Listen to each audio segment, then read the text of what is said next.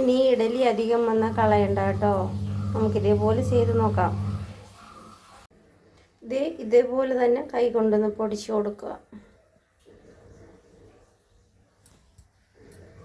ഇഡലി എല്ലാം പൊടിച്ച് റെഡിയാക്കി എടുത്തിട്ടുണ്ട്. ഇഡലി കൊണ്ട് ഉപ്പുമാവ് ഉണ്ടാക്കാൻ കറിവേപ്പില, പച്ചമുളക്, സവാള നീളത്തിലരിഞ്ഞത്, ഒരു ചെറിയ കഷ്ണം ഇഞ്ചി ചെറുതായിട്ട് അരിഞ്ഞത്. ഇപ്പം നമുക്കുണ്ടാക്കാം. ചട്ടി ചൂടായിട്ടുണ്ട്. വെളിച്ചെണ്ണ ഒഴിച്ച് കൊടുക്കാം.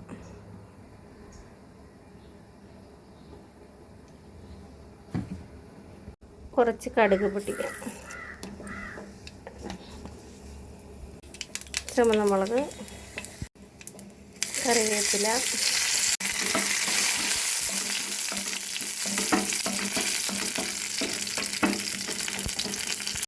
ഇനി നമുക്ക് നീളത്തിൽ അരിഞ്ഞു വെച്ചേക്കുന്ന സവാള ഇട്ട് കൊടുക്കാം. ഒരുപാട് വാടി പോകരുത് സവാള. കുറച്ചൊന്ന് ആ ഒരു പച്ചമണം മാറുന്നിടം വരെ ഒന്ന് വഴറ്റിയെടുത്താൽ മതി. ഒരുപാട് വാടിയാൽ കൊള്ളത്തില്ല. അടുത്തതായിട്ട് പച്ചമുളക് ചേർത്ത് കൊടുക്കാം. പച്ചമുളക് ഒന്ന് വാടി വരണം.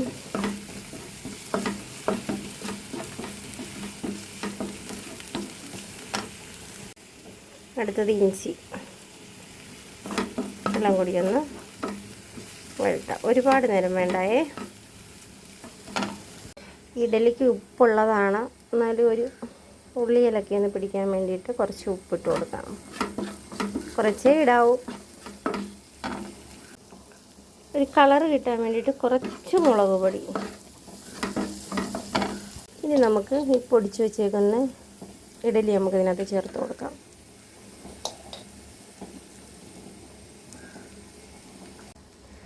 ഇനി കുറച്ച് ഗരം മസാല, ചിക്കൻ മസാല ആയാലും പ്രശ്നമില്ല, കുറച്ച് മതിയേ ഒരു ടേസ്റ്റിന്. എൻ്റെ കയ്യിൽ ഇറച്ചി മസാല ഉണ്ടായിരുന്നു, അപ്പോൾ ഞാനത് ചേർത്തു. ഇനി ഇതെല്ലാം കൂടെ നന്നായിട്ട് ഇളക്കി കൊടുക്കാം. ഇഡലി നല്ല ഡ്രൈ ആയിട്ടാണ് ഇരിക്കുന്നത്. ഇഡലി ഉണങ്ങിയിരുന്ന ഇഡലിയല്ലേ, അപ്പോൾ ഒരു മയം കിട്ടാൻ വേണ്ടിയിട്ട് നമുക്കൊരു തുള്ളി വെള്ളം ചേർത്ത് കൊടുക്കാം. ഒരുപാടായി പോകരുത്.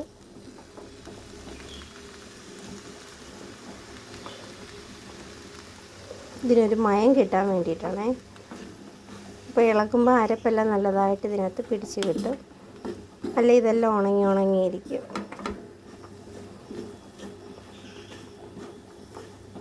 എല്ലാവരും ഒന്ന് ഉണ്ടാക്കി നോക്കണേ.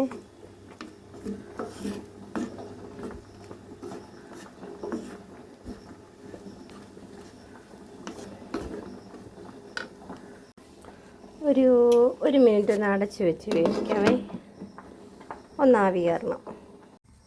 കുറച്ച് മല്ലിയില ഉണ്ടെങ്കിൽ മല്ലിയില ചേർത്ത് കൊടുക്കാം. ഇതിനി നമുക്ക് തുറന്ന് നോക്കാം എന്തായിരുന്നു.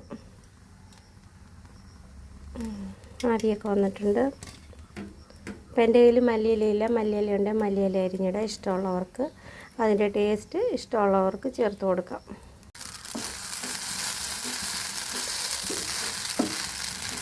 അപ്പം ഇഡലി ഉപ്പുമാവ് ഇവിടെ റെഡി ആയിട്ടുണ്ട്.